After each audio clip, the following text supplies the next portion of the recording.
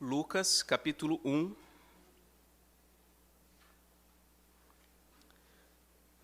a partir do verso 39. Diz assim a palavra do Senhor. Naqueles dias, dispondo-se Maria, foi apressadamente à região montanhosa, a uma cidade de Judá. Entrou na casa de Zacarias e saudou Isabel.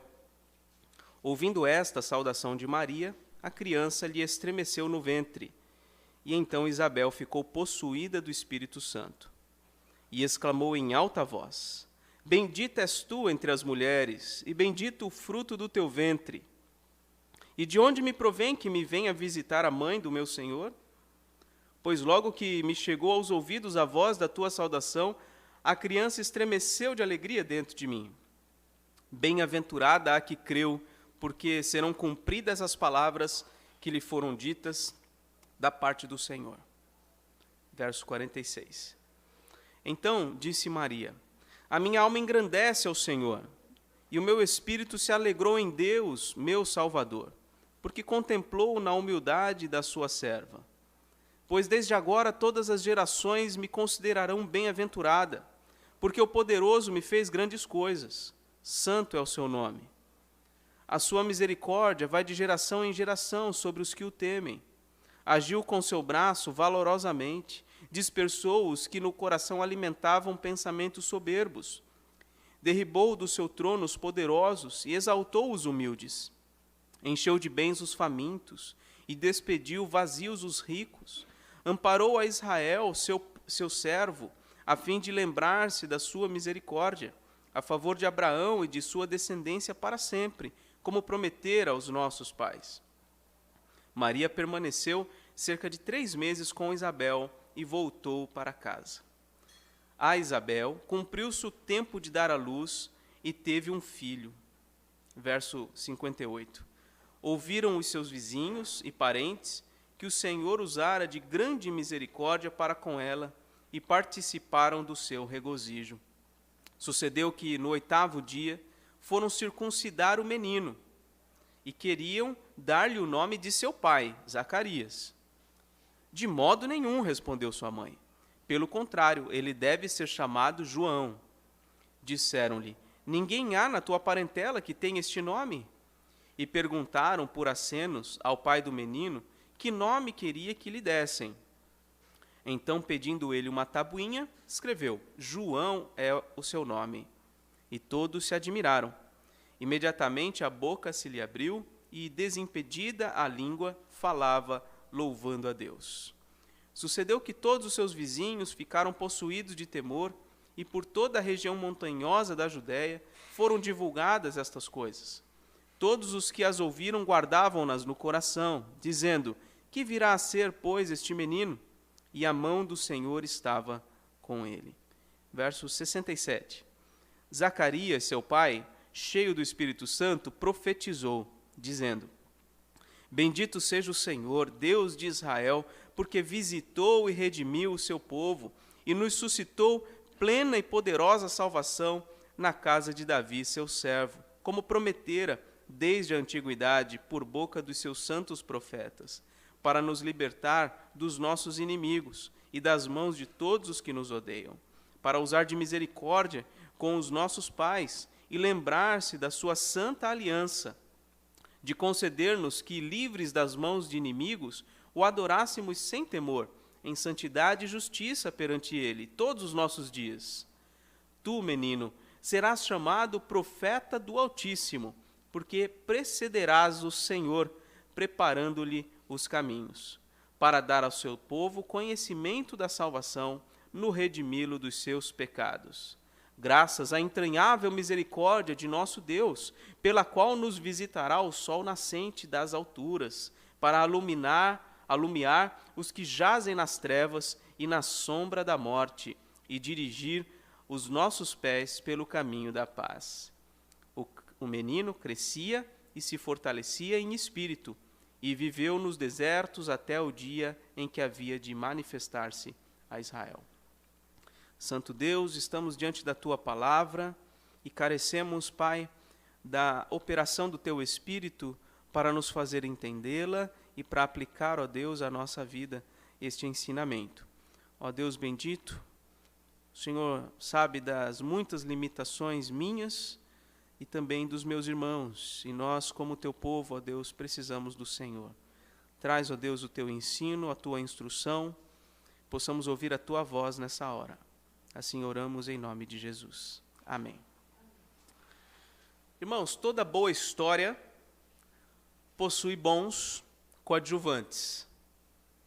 Você não assiste nenhum filme, nenhum teatro, nenhuma novela, nada com apenas protagonistas. Você, com certeza, também vai ver em cada história os coadjuvantes, até mesmo histórias em quadrinhos. Tem aqueles que são os protagonistas e tem os coadjuvantes que compõem a cena para que a história ela transcorra de um modo interessante.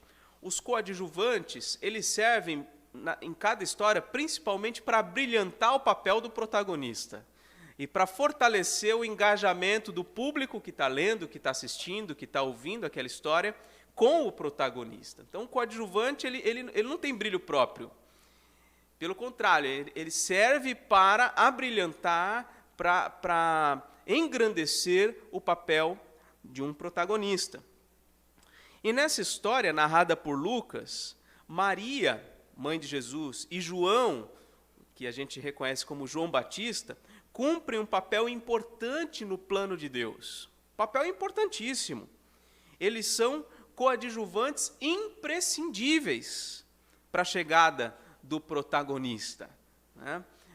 E uma lição que a gente pode entender aqui é que, por mais relevantes que sejam os nossos papéis na história, nós jamais seremos mais do que coadjuvantes. Nessa história toda, há apenas um protagonista. O protagonista dessa história que nós acabamos de ler é Jesus Cristo, aquele que está no ventre de Maria, e aquele que será apontado por João Batista. Todos os demais aqui são coadjuvantes. Como naquela história que eu li inicialmente de Davi, Deus dá uma promessa incrível que não deu para nenhum outro, para Davi, dizendo que ele ia ter uma casa, Deus iria edificar a sua casa, não no sentido físico, mas no sentido espiritual, ou seja, uma genealogia, uma descendência. E, de fato, Deus fez isso.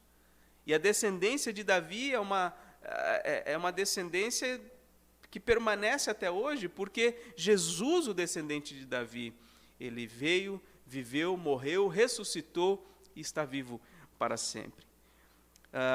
Eu não quero entrar nesse ponto especificamente, temos outras coisas para ver, mas apenas um parênteses dentro desse contexto que nós estamos vendo, novamente Israel envolvido no debate geopolítico e tantas pessoas questionando o papel de Israel e tudo mais, cristãos evangélicos aos montes, destacando o povo de Israel como um povo, como se fosse a nação santa de Deus. Irmãos, Israel cumpriu já o seu papel. Não estou menosprezando o Israel existente lá hoje. Apenas estou dizendo que o papel daquela nação já foi cumprida no que dizia respeito ao plano redentor de Deus. Jesus Cristo já foi gerado, já veio, já viveu, já teve o seu ministério. Podemos orar por aquela nação? Sim, como por qualquer outra nação.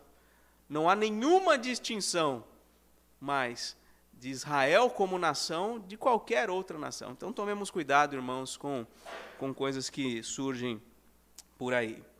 Mas eu quero, então, com os irmãos, analisar essa história toda que nós lemos em 2 pontos. São 2 personagens que se destacam aqui, mas que são coadjuvantes, não percamos de vista isso, que é Maria e o João, o menino, filho de Isabel com Zacarias. A gente já viu isso quando eu preguei em Lucas, nos versos primeiros.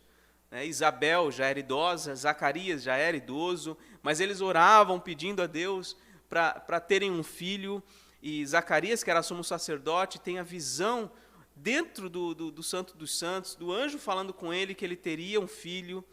Então, nós estamos vendo aqui que Maria vai visitar Isabel. Isabel, que está com João no seu ventre, ele estremece, ele é cheio do Espírito Santo desde o seu nascimento, e ela então também é invadida com uma alegria incrível. Mas não por causa de Maria especificamente, percebam isso na história, por causa de quem está no ventre de Maria.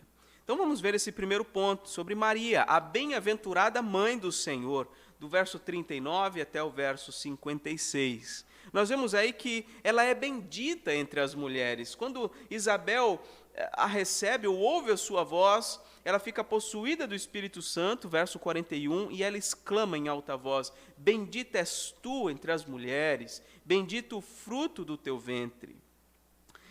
Isabel também diz no versículo 43, que Maria é mãe do seu Senhor. Então ela honra Maria por ser a mãe do nosso Senhor. Ela é a mãe do meu Senhor também. Ela é a mãe do nosso Senhor. Ela é considerada bem-aventurada, verso 45, bem-aventurada a que creu, porque serão cumpridas as palavras que lhe foram ditas da parte do Senhor. Vejam, não posso dizer nenhum mérito, mas assim, o grande feito de Maria foi crer. Bem-aventurada que creu. Quando ela ouviu a promessa de que ela seria a mãe desse ente santo, do Redentor de Israel, ela creu nisso. E é isso que a torna diferenciada, vamos dizer assim. E é essa mesma fé que nós somos chamados a ter. Ela é bendita entre as mulheres, sim. Ela é a mãe do nosso Senhor, sim. Ela é considerada bem-aventurada, porém, irmãos, ela não tem, nem nesse texto fala, e nem nenhum contexto bíblico vai dizer, ela não tem nenhuma participação na divindade. Ela não é a quarta pessoa da Trindade, Pai, Filho, Espírito Santo e Maria, de jeito nenhum. Ela faz parte da história da salvação, como tantos fizeram parte da história da salvação, mas não como salvadora, nem como intercessora. Não há na Escritura Sagrada essa menção a Maria como tendo um papel na salvação, ou como tendo uma função intercessora. Não. A parte dela na história da salvação é como receptora de uma bênção incrível, maravilhosa e exclusiva, porque só ela foi mãe do nosso Senhor. Mas isso não a torna divina, não a torna melhor do que qualquer outra mulher cristã que tenha vivido antes dela ou depois dela. Isso a torna realmente uma receptora de uma bênção exclusiva, bem-aventurada. O povo de Deus vai lembrar dela e vai honrá-la para sempre, mas não como alguém que deva receber a nossa adoração ou a nossa devoção. Ela, como tantas mulheres, e como devem ser vocês e eu, ela é uma crente. Ela é uma crente que reconhece a própria necessidade de salvação. Ela diz isso nesse cântico: a minha alma engrandece ao Senhor, meu espírito se alegrou em Deus, o meu Salvador, versículo 47. Ela reconhece a própria necessidade de salvação. Ela é uma crente humilde, que depende, como todos nós, da misericórdia de Deus. Ela não diferencia em nada de nenhum cristão, porque ela depende humildemente da misericórdia de Deus. Ela diz que Deus a contemplou na sua humildade. Ela diz aqui no versículo 50, a sua misericórdia vai de geração em geração. Ela diz no 54 que Deus amparou a Israel, o seu servo, a fim de lembrar-se da sua misericórdia. Então ela se vê como sendo alvo da misericórdia de Deus, juntamente com o povo. Ela não se distingue. Ela se vê no meio do povo. Ela faz parte desse povo que vai ser redimido, vai ser salvo por aquele que ela está gerando. Então, irmãos, sigamos o exemplo de Maria. Sejamos crentes e servos humildes de Deus. E exaltemos e nos alegremos em Deus, o nosso Salvador. Que nós não tenhamos nenhum pingo de devoção e de adoração a ela, porque a Bíblia não aponta para ela como sendo merecedora disso. Pelo contrário, ela nos serve de modelo para que nós sigamos os seus passos, o passo da fé, o passo da confiança, o passo da humildade, e nada mais do que isto. Ela é coadjuvante. Segundo ponto, agora, é sobre João. João, o que depois vai ficar conhecido como João Batista, ele está nessa história aqui no ventre de Isabel, nessa primeira parte, e na segunda parte, do versículo 57 em diante, João nasce. E diz aqui, 57, que cumpriu o tempo de Isabel dar à luz e teve o filho. E aí, os vizinhos, os parentes, ouviram, né, que o Senhor usara de grande misericórdia para com ela e participaram da sua alegria. Imagina, uma senhora idosa, estéril, porque até então não tinha filhos, agora tendo um filho, imagina o rebuliço que isso causou ali naquela comunidade, a alegria que aquela comunidade desfrutou em ver isso, e ainda mais uma comunidade de pessoas tementes a Deus. Eles entenderam que Deus tinha usara de grande misericórdia para com ela. E aí chegou o 8º dia, como todos os meninos naquele contexto, ele deveria ser circuncidado, e todo mundo queria dar o nome do pai dele, Zacarias, mas a mãe falou, não vai ser chamado Zacarias, o nome dele vai ser João. E o pessoal acha estranho, mas por que João? Não tem ninguém da sua família? Geralmente, naquele contexto, até hoje é assim, muitas vezes, atribui-se um nome à criança em homenagem a algum antepassado, ou ao avô, ao bisavô, alguém assim. Isso está cada vez mais raro, mas a gente ainda tem essa noção, porque já vimos isso acontecendo várias vezes, né? O fato é que perguntam para Zacarias, e lembra, Zacarias, ele ficou mudo depois da visão que ele teve lá no Santo dos Santos, porque ele deu uma vacilada, ele não acreditou no que ia acontecer. E aí o anjo Gabriel falou, você vai ficar mudo agora. Ele ficou mudo até nascer o menino. Quando foi nesse dia da circuncisão, diz aí o versículo 64, que a boca se lhe abriu, a sua língua ficou desimpedida, ele começou a louvar o Senhor, né? Logo depois de ter escrito que João ia ser o nome. E se você voltar no capítulo 1, versículo 13, você vai ver que o anjo disse para Zacarias que ele não deveria temer, que a oração dele foi ouvida, que a mulher dele teria um filho e que o nome do filho seria João. Então, quem escolheu o nome desse menino, João, foi o próprio Deus. O anjo Gabriel veio dizer, olha, o nome desse menino vai ser João. E por que João? O significado de João é, basicamente, Yahvé é gracioso, ou Yahvé é misericordioso. Então, tem um significado, né? Por meio de João, por meio daquele menino, a mensagem da graça e da misericórdia de Deus seria pregada, e ele seria o precursor do Salvador. Então, ele teria um papel importante, o seu nome já comunicaria muito daquilo que ele veio fazer. Os pais sabiam disso, e sabiam também que ele ia ter um papel importante no plano redentor de Deus. Lá no capítulo 1, versículo 15 a 17, o anjo fala quem ele seria, quem seria esse menino. Ele disse lá, pois ele será grande diante do Senhor, não beberá vinho, nem bebida forte, será cheio do Espírito Santo, já no ventre materno, converterá muitos dos filhos de Israel ao Senhor seu Deus, e irá diante do Senhor no espírito e poder de Elias, para converter o coração dos pais aos filhos, converter os desobedientes à prudência dos justos e habilitar para o Senhor um povo preparado. Então ele teria um papel importantíssimo no plano redentor de Deus, mas não o papel de redimir. O papel de redimir é do protagonista. Ele iria apenas preparar esse caminho, né? Irmãos, alegria e expectativa geralmente marca o início da vida de filhos amados e desejados, não é assim? Às vezes um casal que quer muito ter filhos, quando aquele filho chega, invade o coração é invadido de uma alegria muito grande. Mas no caso de João, me parece que isso foi ainda mais intenso. Primeiro, devido às circunstâncias, né? Os pais idosos, a mãe estéril, mas também devido à profecia do anjo e à presença de Deus na vida dele, já desde o ventre materno. Né? Diz aí o versículo 66, que a mão do Senhor estava com ele. Isso poderia ser percebido pelos seus pais, mas também por toda aquela comunidade. É interessante que aqui do versículo 67 em diante a gente vê o cântico de Zacarias.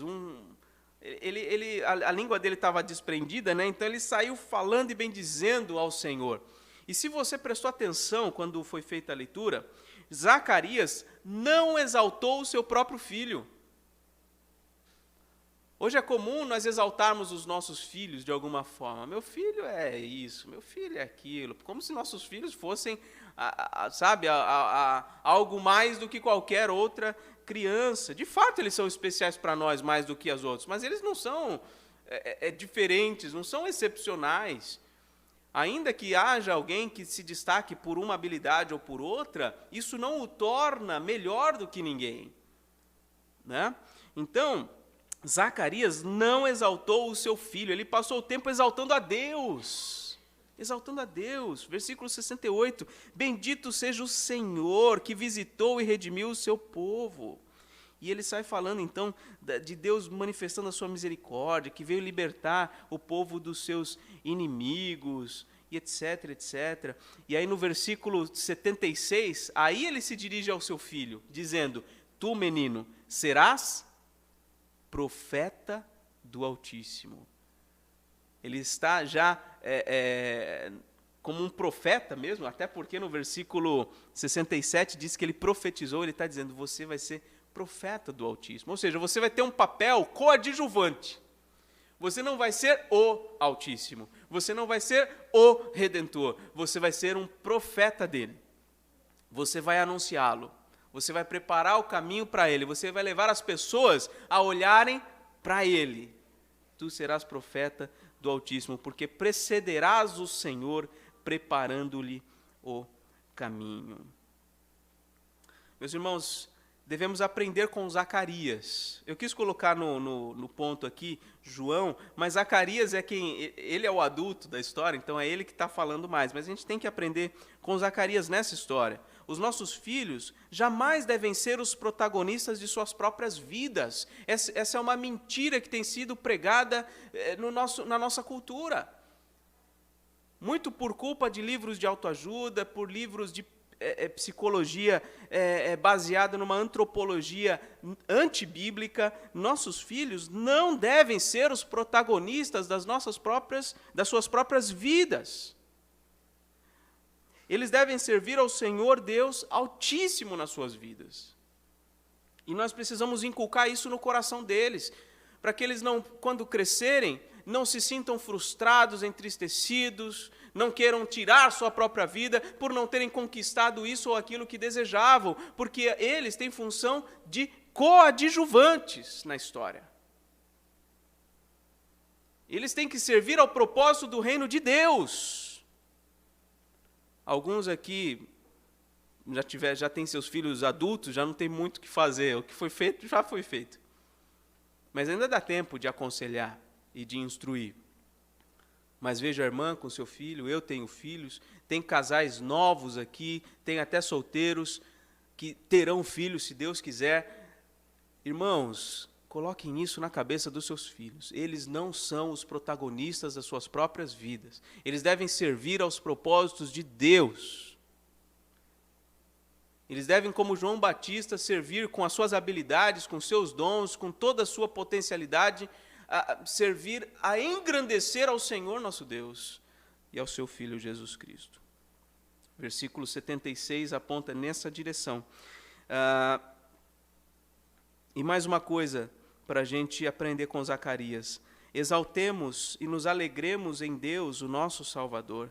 Ele é o protagonista. Nós e nossos filhos somos apenas servos a seu serviço.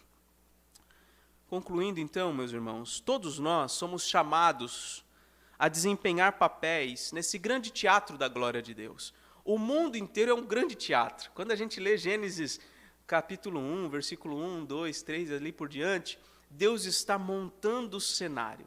Eu usei esse termo, vou usar de novo, usei na quarta-feira. Ele está montando o seu reino cósmico. É o palco da glória de Deus. Tudo nesse lugar que nós vivemos, para onde quer que nós olhemos, tudo foi criado para a glória de Deus. E nós somos chamados a desempenhar papéis nesse grande teatro da glória de Deus. E algumas perguntas para a gente refletir. Como nós e nossas famílias temos cumprido o nosso papel nesse grande teatro, onde somos coadjuvantes, servindo ao propósito central da glória de Deus? Como nós temos cumprido esse papel? Temos contribuído bastante para que o protagonista seja conhecido e admirado? Ou temos nos sentido como protagonistas da nossa própria história, buscando holofotes, buscando reconhecimento, buscando admiração, buscando conforto, buscando essas coisas? Irmãos, guardemos isto. Cristo é e será para sempre, querendo nós ou não, o único protagonista. Cristo é o único protagonista. Por mais relevantes que sejam os nossos papéis na história, o nosso sucesso está em promover o nome e a glória dele somente. Eu vou repetir essa última frase. O nosso sucesso, nós seremos bem-aventurados, está em promover o nome de Cristo Jesus e a sua glória somente. Se nós assim cumprirmos o nosso papel, nós teremos atingido o objetivo para o qual nós estamos aqui. Sermos bons coadjuvantes, como Davi foi, embora falho, como Maria foi, como também falha, pecadora, como João, Zacarias, Isabel. Nós somos chamados a desempenhar bem esse nosso papel, de apontar para a glória de Deus, de fazê-lo conhecido, admirado, amado, que ele somente cresça e nós diminuamos. Senhor nosso Deus, somos gratos pela Tua palavra, ela nos humilha, ela nos coloca no nosso devido lugar, e nós reconhecemos, ó Deus, que muitas vezes queremos ser protagonistas. Queremos, ó Deus, ter um papel de destaque nessa história. E isso, ó Deus, é fruto do pecado. De fato, o Senhor nos deu um papel importante. Somos homens, mulheres, seres feitos à sua imagem e semelhança. Mas, Senhor, a glória é devida a Ti somente. Bendito seja o Senhor, glorificado seja o Senhor, que visitou e redimiu o seu povo e nos trouxe plena e poderosa salvação. Bendito seja o Cordeiro, que foi morto e ressuscitou, e vivo está para sempre, e que voltará em poder e glória, diante de quem todo joelho se dobrará e toda língua confessará que é o Senhor para todo sempre. A Ele seja a honra e a glória, Pai. Que nós diminuamos, que nós, ó Deus, sejamos servos humildes. Ajuda-nos nisso. Abençoa esta igreja, Senhor, esta congregação. Que o nosso papel aqui seja cumprido bem, Senhor, nesta comunidade, neste bairro. Possamos, ó Deus, ser como luzeiros, como holofotes,